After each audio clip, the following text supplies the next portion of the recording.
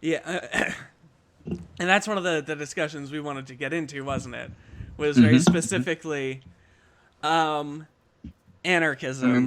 we're still a little early on when we Okay, tell people to show up, okay, but yeah. I we'll hold off on that one, but so do you know much about the situation with the last election in Ukraine? I don't know anything about the Ukraine. Wait, I anything? Like anything at all? Like even just really stupid basic stuff? I don't even know where it is on a map. No.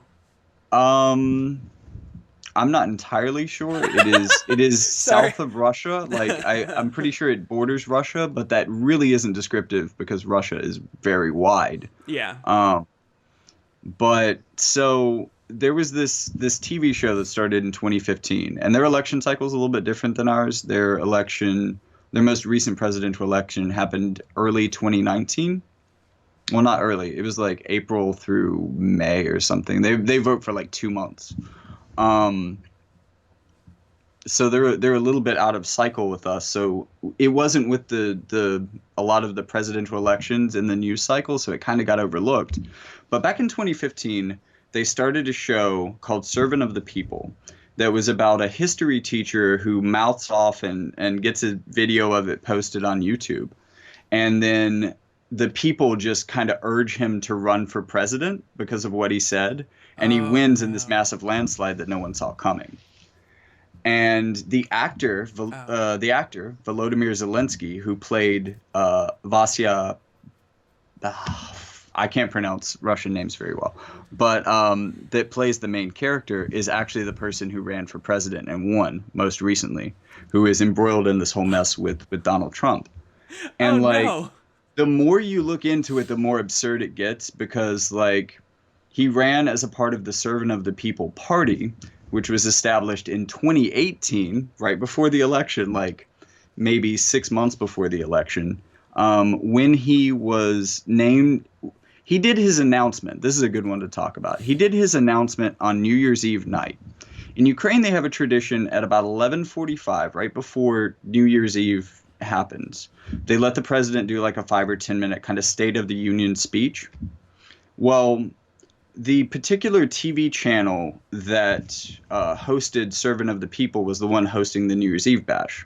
And due to unforeseen technical difficulties, instead of presenting the president's speech, they presented Zelensky's announcement to run for president right before midnight when there were Oh tons of no. eyeballs on the TV. Nobody could Like possibly see that coming. 4 months before the election. And like he at this point, he's the only person in the party. There is no party behind him.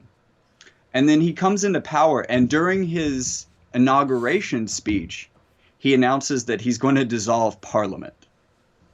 During the inauguration speech, literally first day shit.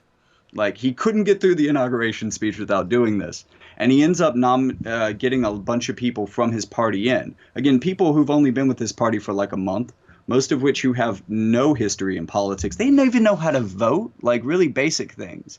They Damn. had to learn in office. It's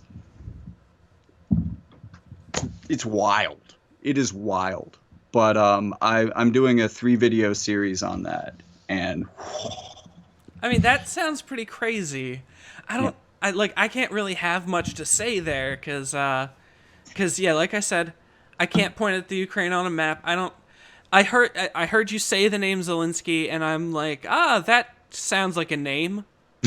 I Look, mean, it took me so long to figure out how to spell his name because I was doing a lot of research on Reddit through our Ukraine, speaking with Reddit users who are very involved in politics, and they spell his name with an I at the end, but every English source that I get spells it is it with a with a Y at the Y? end. Right.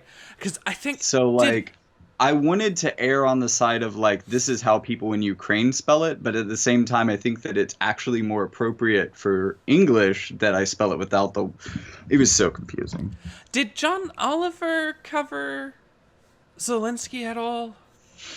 I think he has at some point, but not in the style that I'm doing. Like American media is only talking about Zelensky in relation to Donald Trump. Right. They would only cover Zelensky if they thought they could destroy Trump with it. Yeah. Oh, pretty much. Yeah. or vindicate Trump with it. I mean, depending on who the media source is, but they are only concerned with it as it relates to Trump. And honestly, the background story here is so much more fucking hilarious Yeah. than No. anything involved in this impeachment inquiry. Like, I really hope I get an early Christmas present this year. I really fucking do, but I'm just not gonna. I can't watch it. It's just too procedural and dumb and makes me shake my fists at things that don't exist, you know? No, it would be like if Jon Stewart or Robin Williams became president of the U.S. So, Man of the Year. Wait, have you seen that movie? You said Robin Williams. Yeah, that it was that. And Stephen Colbert wanted to run for it for a while. That was, yes, those would have been exactly the scenario, except more crooked, which is crazy because his like kayfabe persona in the show is Mr. Anti-Corruption, Mr. Regular Guy. And there's nobody less that than this like corrupt actor.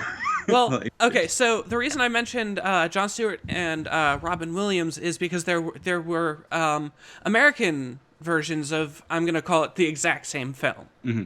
I don't know if you remember, Robin Williams starred in a movie where he was a comedian like Jon Stewart who became president. Mm-hmm. And then essentially what you're describing to me is people then going on to vote for Robin Williams or Jon Stewart to become president. Exactly. That's ridiculous. I brought Stephen Colbert into this because purely satirically, as part of the Colbert Report, he many times teased a presidential run. Yeah. And he was actually politically active outside of that show, outside of that character. Mm-hmm. Like he did the, I think it was called the Rally to Restore Sanity with Jon Stewart. Yep. Which was just awesome if you've ever seen video from that. So there's kind of this thought in the back of your head, like, wow, Stephen Colbert may actually run for president. And honestly, he may be the lesser of two evils in a more genuine sense. Or maybe this person is an actor and I don't know him at all because, you know, with the exception of like cameos on, which were still characters, cameos on The Daily Show, most of America got used to Jon Stewart as pretending to be a conservative. Right. Like a parody of a conservative, to the point where I think like 80% of conservatives that watched the Colbert Report thought he was a conservative. 80% of liberals that watched the Colbert Report thought he was a liberal, pretending to be a conservative. And it was Stephen Colbert's early career was great, and I love how on his newest persona he has specifically brought in that character to sort of rail him. yeah. I think, honestly, okay, so I think Stephen Colbert as a Republican candidate would do really well.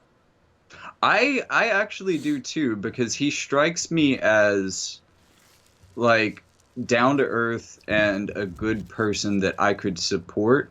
But at the same time, he seems like kind of traditional conservative values. Like I can totally see him being not necessarily a conservative, but very much a traditionalist.